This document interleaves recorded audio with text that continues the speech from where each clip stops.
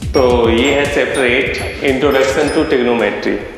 उसमें सब टॉपिक है ट्रिग्नोमेट्रिक आइडेंटिटीज। तो सबसे पहले हम देखते हैं आइडेंटिटीज क्या होती है। आपने इक्वेशन रीड किया होगा। इक्वेशन क्या होता है, जैसे मैंने लिख दिया 2x + 3 = 0। ये एक लीनियर इक्वेशन है, इसको हम सॉल्व करेंगे तो क्या आएगा, x = -3/2।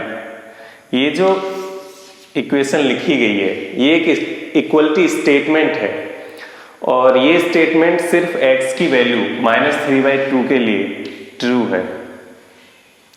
तो इक्वेशन में वेरिएबल की वैल्यू फिक्स हो जाती है किसी एक के लिए या किसी दो के लिए, डिपेंड करता है वो किस तरह की इक्वेशन है। अगर लिखा हुआ है x² - 4 = 0, then x² = 4 and x = ±2। अगर वो स्क्वायर में है तो दो वैल्यू आ जाएंगी, एक +2 आ गई, एक -2 आ गई। अगर वो क्यूब में है तो फिर 3 वैल्यू आ जाएंगी। इस तरह से चेंज होता रहता है।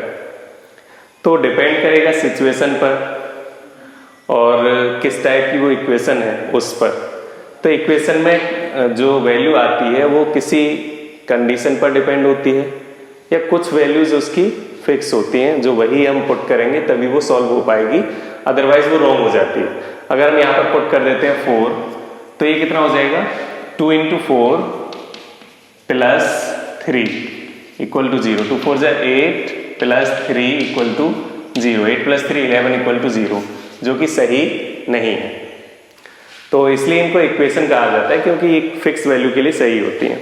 अब आइडेंटिटीज में क्या होता है, इक्वेशन को और आगे बढ़ा दिया जाए, मतलब सारी वैल्यूज के लिए बोल दिया जाए कि ये सही है, तो वो आइडेंटिटी बन जाती है। क्या बन जाती है, आइडेंटिटी। तो हमने आइडेंटिटी रीड की थी, जैसे लिखा हुआ है a + b whole square = a² + b² + 2ab। अब आप a की वैल्यू कोई भी पुट कर सकते हो, सपोज किया हमने 20 रख लिया यहाँ पर, और b की वैल्यू आप पुट कर सकते हो यहाँ पर 3, 4, -4 + 4, कुछ भी रख सकते हो। तो आप कोई भी वैल्यू यहाँ पर पुट करो और वही वैल्यू फिर यहाँ पर पुट कर दो, ये हमेशा सही आएगा। कोई भी वैल्यू आप पुट कर सकते हो। तो किसी भी वैल्यू के लिए अगर ये सही है तो ये आइडेंटिटी है। किसी एक फिक्स वैल्यू के लिए सही है, दो फिक्स वैल्यू के लिए सही है, तो फिर ये इक्वेशन है। तो आइडेंटिटी और इक्वेशन में ये डिफरेंस होता है। अब हम क्या बात कर रहे हैं यहाँ पर, ट्रिग्नोमेट्रिक आइडेंटिटीज की। अब अगर ट्रिग्नोमेट्रिक आइडेंटिटीज हमें चाहिए तो फिर से वही ट्रिग्नोमेट्रिक रेशियोज जो थे, साइन, कॉस, टेन, कॉट, इन सब का हम यूज करेंगे। इन सब का यूज करके अगर हम आइडेंटिटी बनाते हैं तो वो क्या बन जाती है, ट्रिग्नोमेट्रिक आइडेंटिटीज बन जाती। तो देखते हैं वो आइडेंटिटी बनती कैसे हैं और क्या क्या होती हैं। तो मैं लिखता हूं यहां पर,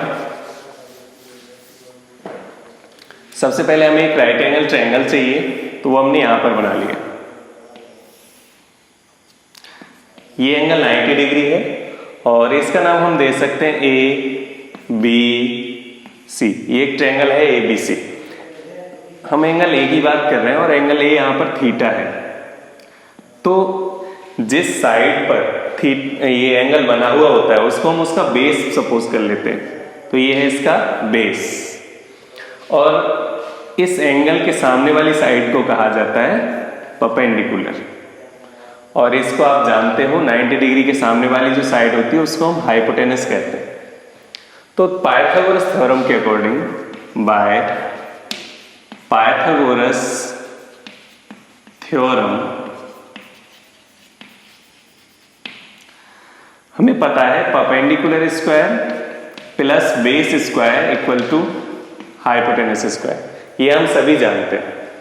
अगर हम डिवाइड कर देते हैं इसमें हाइपोटेनस से पूरी इक्वेशन में, ये इक्वेशन हम इसको भी आइडेंटिटी हम बोल सकते हैं, ये भी फिक्स हो जाता है। तो इसमें अगर हम डिवाइड कर देते हैं h² से, तो हम क्या लिखेंगे यहाँ पर, p² / h² plus b² / h² = h² h²। हमने हाइपोटेनस से डिवाइड किया है। डिवाइड करने पर हमें मिलेगा p बाय एच। तो p बाय एच फॉर्मूला किसका होता है, यहां पर लिख लेते हैं table, p by H, b by H and p by b। ये आपको पता होना चाहिए पहले से ही। ये होता है साइन का फॉर्मूला, ये कॉस और ये होता है टेन। उसके बाद नीचे से लेते हैं तो ये कॉट, सेक, देन कोसेक। तो p बाई एच फॉर्मूला किसका होगा, p बाई एच साइन का फॉर्मूला होगा। इसको हम लिख देंगे, स्क्वायर है इसलिए साइन स्क्वायर थीटा। हमेशा स्क्वायर रेशियो पर लगाया जाता है, एंगल पर नहीं लगाया जाता। Plus b by H formula है कॉस के लिए, तो हम लिख देंगे कॉस स्क्वायर थीटा। अब एच स्क्वायर से एच स्क्वायर कैंसिल हो जाएगा तो क्या आएगा यहाँ पर 1 इक्वल टू आ जाएगा 1। तो sine square theta plus cos square theta equal to 1। ये होती है आइडेंटिटी 1, फर्स्ट आइडेंटिटी है। अब इसमें फिक्स कैसे होता है, किसी भी एंगल, ये जो एंगल है थीटा, इसमें कोई भी वैल्यू आप पुट कर सकते हो। आप पुट कर सकते हो यहाँ पर 30, तो ये हो जाएगा sine square 30 plus cos square 30 और इक्वल टू 1। आप इसको चेक भी कर सकते हो, साइन स्क्वायर 30, साइन 30 की वैल्यू क्या होती है 1/2, तो 1/2 होल स्क्वायर प्लस कॉस 30 की वैल्यू होती है √3/2, √3/2 होल स्क्वायर। 1/2 हो जाएगा 1/4 प्लस √3/2 हो जाएगा 3/4 इक्वल टू 1 राइट साइड में है। आप इन दोनों को ऐड करोगे तो 1 ही आएगा। तो इस तरह से ये क्या आ जाता है 1 इक्वल टू 1, मतलब left hand side right hand side के इक्वल हो सकती है। और ये जरूरी नहीं है आप 30 ही पुट करोगे, यहाँ पर 45 पुट कर सकते हो, 60 पुट कर सकते हो, 0 पुट कर सकते हो, 90 पुट कर सकते हो। जो भी वैल्यू आप जानते हो वो कोई भी पुट कर सकते हो। तो ये बन जाती है फर्स्ट आइडेंटिटी। अभी हमने क्या किया था, पाइथागोरस थ्योरम में हमने डिवाइड किया था हाइपोटेनस से, तो फर्स्ट आइडेंटिटी हमें मिल जाती है। आगे देखते हैं। अब हम क्या करते हैं, अब इसी थ्योरम में हम डिवाइड कर देते हैं बेस से। तो perpendicular square by base square plus base square upon base square equal to hypotenuse square upon base square. सबसे पहले हमने पहली आइडेंटिटी फाइंड करने के लिए डिवाइड किया था हाइपोटेनस स्क्वायर से। अभी आगे वाली आइडेंटिटी फाइंड करने के लिए हमने ऐसे ले लिया है बेस स्क्वायर। तो p बाय बी फॉर्मूला किसका है, p बाय बी टेन का फॉर्मूला है, तो हम लिखेंगे tan square theta plus b by B, ये कैंसिल हो जाएगा, आएगा 1 equal to H square by B square. तो hypotenuse by base, hypotenuse by base नीचे से लिया जाएगा, सेक आ जाएगा यहाँ पर, तो हम इसको लिखेंगे सेक स्क्वायर थीटा। तो इस तरह से ये मिलती है हमें सेकेंड आइडेंटिटी। क्या लिखा हुआ है, tan square theta plus 1 equal to sec square theta. तो इसको आप चेंज भी कर सकते हो, चेंज हम बाद में करेंगे अल्टरनेटिव जब इनका फाइंड करेंगे। अभी हमने हाइपोटेनस से डिवाइड कर लिया, बेस से डिवाइड कर लिया। थर्ड पार्ट आता है, हम परपेंडिकुलर से डिवाइड करते हैं।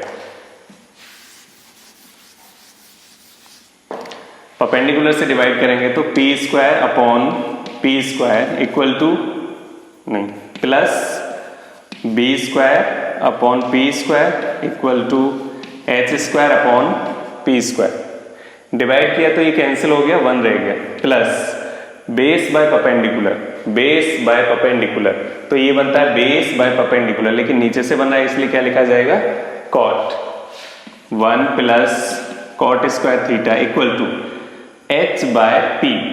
तो एच बाय पी होगा कोसेक, p बाय एच तो होता है साइन, तो h बाय पी हो जाएगा cosec equal to cosec square theta. तो ये है आइडेंटिटी थर्ड।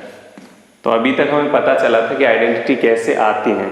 तो सारी आइडेंटिटी कहाँ से आती हैं, पाइथागोरस थ्योरम से आती हैं।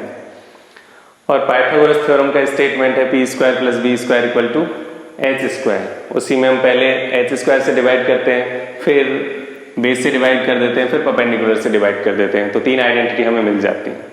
तो फिलहाल इसको इरेज कर देते हैं और आइडेंटिटी देखते हैं क्या क्या थी। फर्स्ट आइडेंटिटी हमने फाइंड की थी sine square theta plus cos square theta equal to 1। Second identity हमने लिखी थी 1 plus tan square theta equal to sec square theta. Third identity 1 plus cot square theta equal to cosec square theta.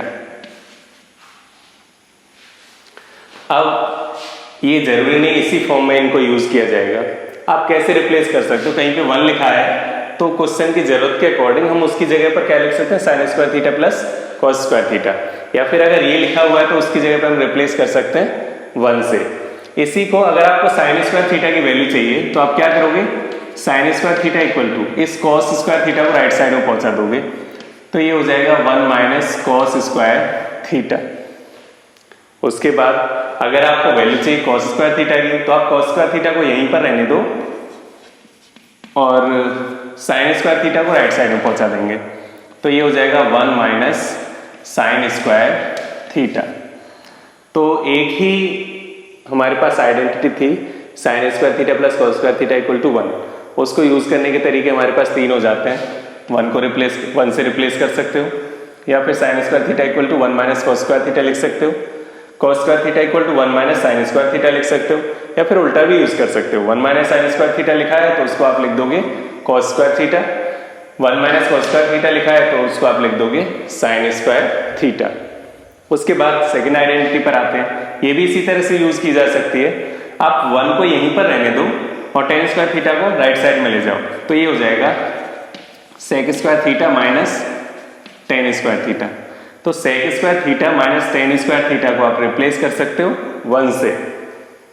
उसके बाद आप tan square theta को यहीं पर रहने दो तो ये रहेगा tan square theta equal to sec square theta minus 1। जब ये 1 राइट साइड में जाएगा तो माइनस हो जाएगा तो आप tan स्क्वायर थीटा को रिप्लेस कर सकते हो sec स्क्वायर थीटा माइनस 1 से, या फिर sec स्क्वायर माइनस थीटा को रिप्लेस कर सकते हो tan स्क्वायर थीटा से।